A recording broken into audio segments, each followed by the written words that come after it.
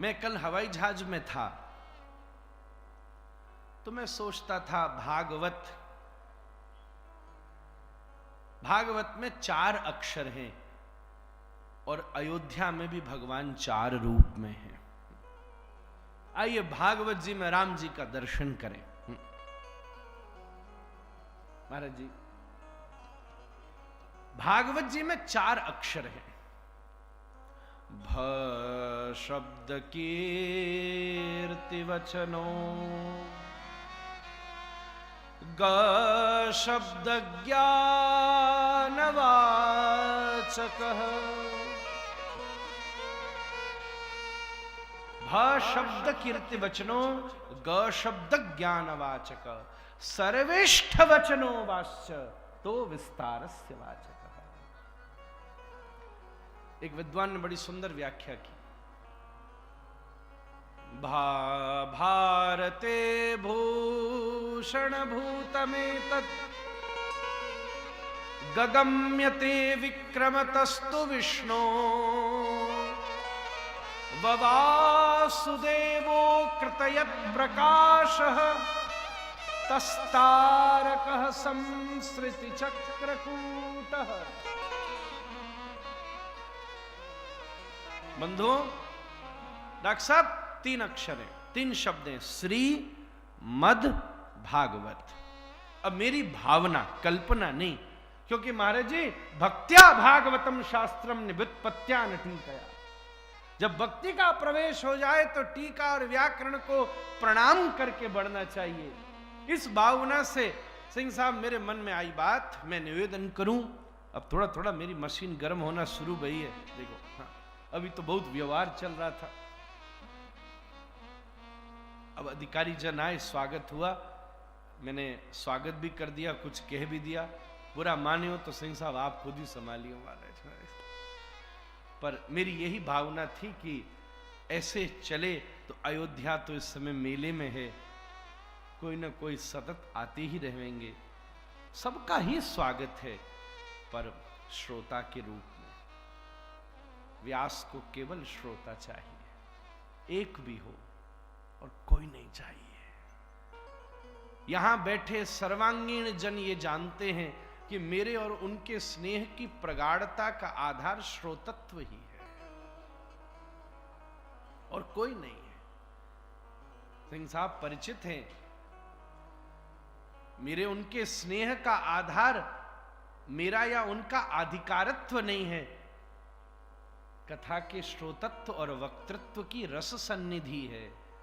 उसकी रस आधार कैसी ताल तरंग मारता है, यही स्नेह का आधार है। तो मैं कहूं महाराज जी, 3 शब्द लिखे हैं, श्री मद भागवत। ये पूरी अयोध्या है मेरी दृष्टि में शब्द। मेरी अपनी उपासना ने ऐसा कल अनुभव किया। ये 3 शब्द पूरी अयोध्या है। कैसे? श्री कौन है? श्रीश्चते लक्ष्मी सपत्न्या बहोरात्रे पार्श्वे नक्षत्राणि रूपमश्विनौ व्यातम। श्री कौन है? श्री है हमारी श्री जानकी जी। अयोध्या में श्री कौन है? श्री जानकी जी। ये साक्षात श्री है, साक्षात श्री है।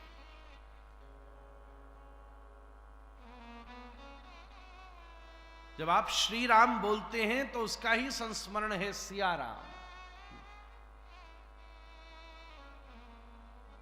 श्री है कनक भवन महाराज, जहां प्रियाजू बिल्कुल पास विराज रही है। मेरी ऐसा भावना। श्री हैं प्रिया जी। मद शब्द का अर्थ है हनुमान जी। मद हमारी हनुमान गढ़ी है सिंह साहब। मद का मतलब सार। मद का एक अर्थ होता है सार। जैसे पुष्प के सार में पुष्प की सारी चेतना विद्यमान रहती है, अस्तित्व विद्यमान रहता है। एक बात मैं आपसे कहूं, राम जी बुलाओगे तो एक बार देखना पड़ेगा कि हनुमान जी आएंगे कि नहीं, क्योंकि ऐसे कुछ स्थान हैं अंतः कक्ष में राम जी प्रवेश करेंगे तो हनुमान जी बाहर ही रहेंगे। निषाद के यहां जब प्रभु श्री राम गए तो प्रकट रूप में हनुमान जी नहीं है, अत्रि के यहां गए तो हनुमान जी नहीं है, बाद में हनुमान जी से मिलन हुआ है।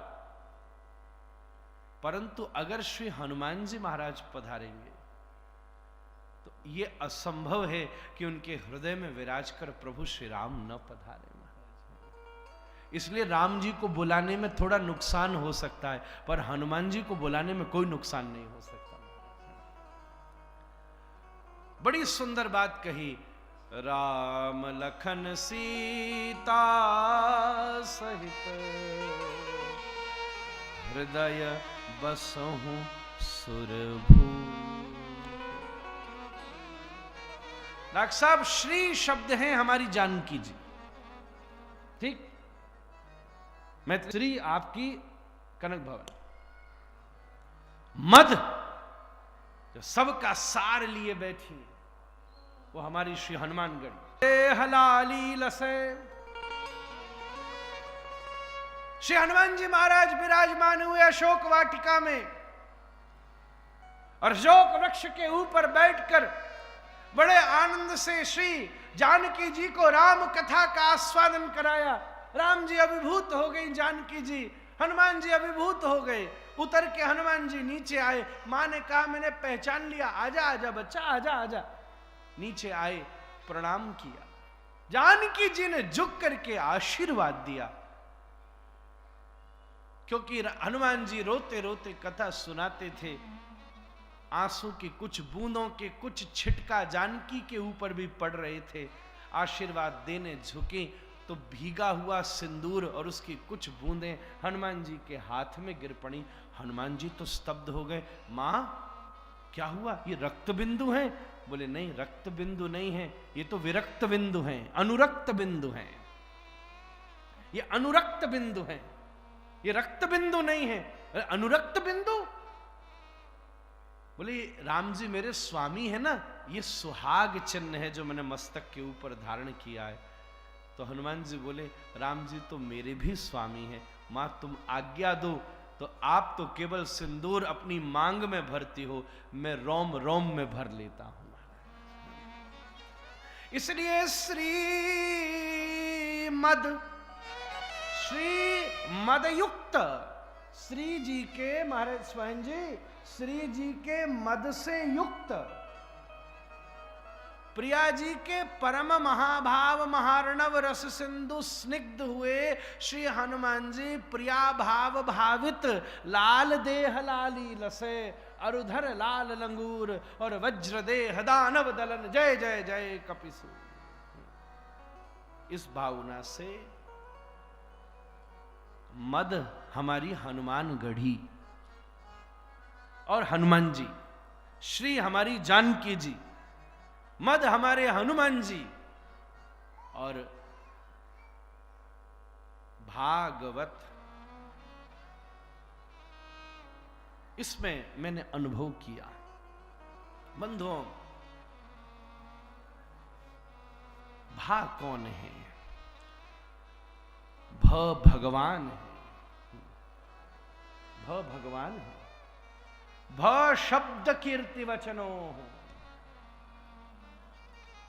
जब मैं भ लिखूं तो मेरे हृदय में श्री रघुनाथ की चेतना प्रकट हो गई। भ साक्षात भगवान है, श्री राम है, भ भगवान है। श्री राघवेंद्र सरकार ही जो षड्भग संपन्न भगवान, ऐश्वर्यस्य समग्रस्य धर्मस्य यशस श्रियः ज्ञान वैराग्योश्चैव षण्ण भग इति गणः। भ मतलब भगवान श्री राम। आज ये भागवत जी की महन जी अवधि व्याख्या हो रही है। भ मतलब भगवान। श्री राम। ग शब्द ज्ञानवाचक,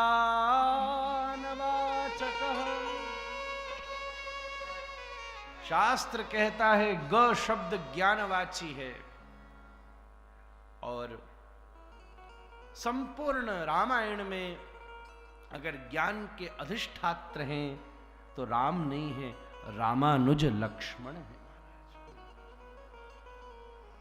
इसलिए ग लक्ष्मण है। क्रम यूं पकड़ना चाहिए।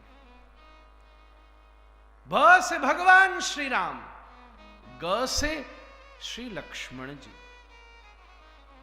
जिनके अनुग्रह के बिना यह काम नहीं चल सकता। कोई भी राम जी के पास पहले आए, उसको पहले लक्ष्मण जी का आश्रय करना पड़ेगा। शेषावतार है। सुपर्णखा सीधी पहुंच गई, राम मैं तुमसे प्रेम करती हूं। उसके हृदय में राम जी के प्रति अभिप्सा जागृत हो गई, चाहे वो ऐन्द्रिक थी। पर अगर गोप्य कामाद से ऐन्द्रिक स्नेह ईश्वरीय तत्व से भी हो जाए तो भी उससे निवृत्ति और निर्वाण की प्राप्ति में कोई संदेह नहीं हो सकता। कोई बात नहीं, राम जी बोले आइए, अच्छी बात है, आजा, पर कम से कम मेरे पास आने की तमीज तो सीख जा, जरा मेथड तो सीख ले, मैनर तो सीख ले, जरा सी व्यवस्था तो समझ ले, जरा सा गुरु का आश्रय तो स्वीकार कर ले, जरा पद्धति तरीका तो सीख ले। किसी प्रौढ़ी के चरणों में बैठ करके मेरे सामने स्नेह की अभिव्यक्ति किस धुरी से समन्वित होती है, इसका अधिकार और अनुभव तो प्राप्त कर ले।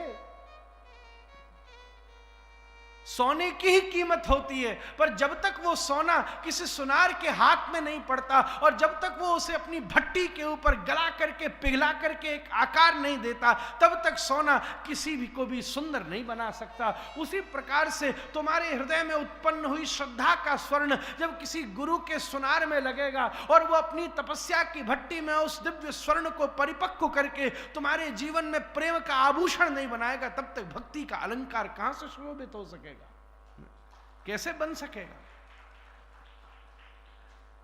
जा जा लक्ष्मण जी के पास, सीधा भेज दिया उसको। पहले लखनलाल जी का आशीर्वाद तो लिया। ग शब्द ज्ञानवाचक, ग हैं श्री लखनलाल जी।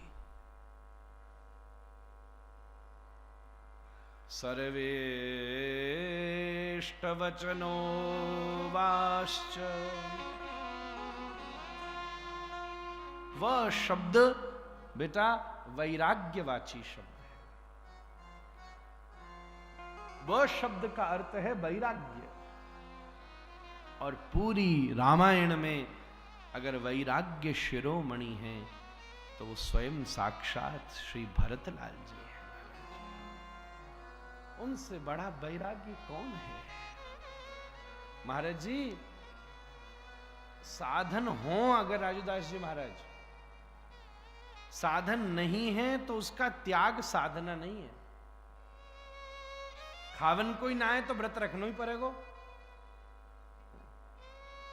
एक जना मिला मुझे, मैंने कैसे हो, बोले हम ब्रह्मचारी हैं। अच्छा, हमने कहा बड़ा साध लिया तुमने। बाद में पता चली ट्राई कर करके थक गए, कोई मिली ना। अब कहू ने हाँ ही ना बोली तो ब्रह्मचारी ही रहना पड़ेगा, कोई फायदा है क्या। करते करते करते आज है गए 45 साल के, अब कौन मिलने वाला है, तो चलो ब्रह्मचारी जी सही। पर अगर कोई ब्रह्मचारी है तो भीष्म है, जिनको रोज प्रस्ताव आते हैं और भीष्म प्रतिज्ञा में अनुबद्ध हैं कि मैं ब्रह्म को ही चरता हूं, ऐसा ब्रह्मचारी है। खाने कोई नहीं है तो व्रती रखना पड़ेगा।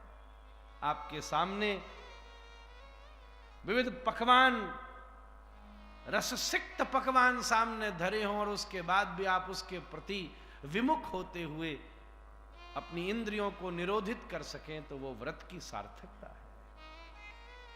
साधन होते न होते हुए तो कोई भी वैरागी हो जावे, साधन होते हुए भी उससे विनिर्मुक्त हो जाना वैराग्य की एक चरम सीमा है। श्री रघुनाथ वन में हैं, वन में वैराग्य ही गोचर है।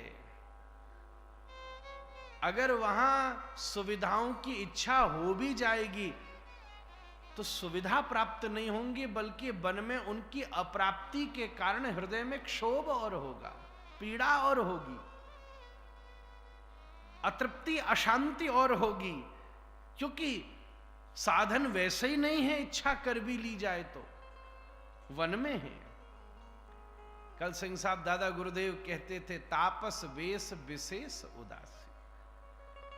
केकई जी ने ये दो कंडीशन रखी हैं, वेश तपस्वियों का हो और वृत्ति उदासी की हो। महाराज जी उदासीन होकर ही राम जी वन में घूमे, आपके उदासीन आश्रम से ही निकले, इसलिए हमने ठाकुर साहब को भेज दिया यहीं से। तापस वेश विशेष उदासी, वृत्ति में उदासीता हो और शरीर तपस्वियों के वेश से ढका। अब अगर वहां सुविधा की कामना कर भी ली जाएगी तो इन वनवासियों के बीच में कौन सी सुविधा प्राप्त हो सकेगी? पर हमारे श्री भरतलाल जी अयोध्या की सुख सुविधा के बाहर राम की प्रतीक्षा में सब छोड़कर विराजमान है। अगर वो वृत्ति बदलने, अगर सुख की अनुभूति करना चाहें तो उनकी पत्नी भी अंदर है, साधन भी अंदर है, भोजन भी पास है, शयन भी समकक्ष है, सब कुछ सुलभ है, वन में सब दुर्लभ है। इसलिए विशेष उदासीता ही वन में शांति दे सकती है। अगर वृत्ति में उदासीता नहीं हो और साधन की अनुपलब्धि हो तो हृदय में केवल शोक होगा और कुछ नहीं होगा, पीड़ा होगी। पर भरतलाल जी तो सब साधन होते हुए भी उनसे विमुख हैं, क्योंकि राम की प्रतीक्षा में है।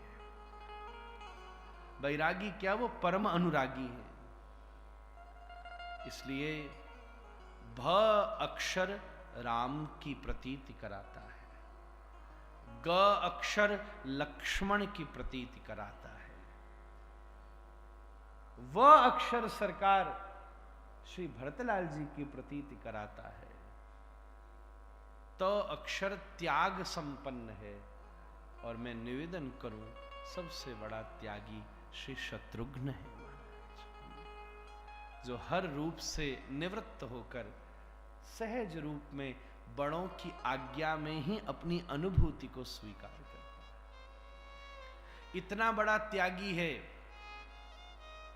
देखो रामायण में दो ही लोगों का जिक्र है, या तो जिनका नाम है या जिनके पास राम है कि नहीं? दो ही लोगों का जिक्र है रामायण में, या तो जिनका नाम है, जिनका यश है, और या जिनके पास राम है। नाम है या राम है वही रामायण है। पर शत्रुघ्न लाल जी ये दोनों होते हुए भी मानस के मौन पात्र हैं, इतने त्यागी हैं। इसलिए मैं जब कल आ रहा था तो मेरा हृदय ये तरंग ले रहा था, ये श्री मद भागवत, ये शीर्षक ही अवधपुरी का परम स्वरूप है महाराज। ये अयोध्या है।